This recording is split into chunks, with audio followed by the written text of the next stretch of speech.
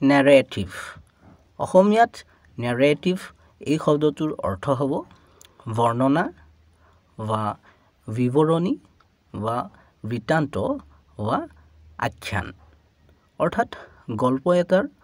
পৰিঘটনাৰ বৰ্ণনা বা কাহিনী কোৱাৰ প্ৰক্ৰিয়া বা দক্ষতা অহা এই দুটা বাক্যৰ সহায়ত আৰু বেছি ভালকৈ বুজি লওঁ Harry began his narrative with the day of the murder. হত্যাৰ দিনটোৰ পৰাই হৰিয়ে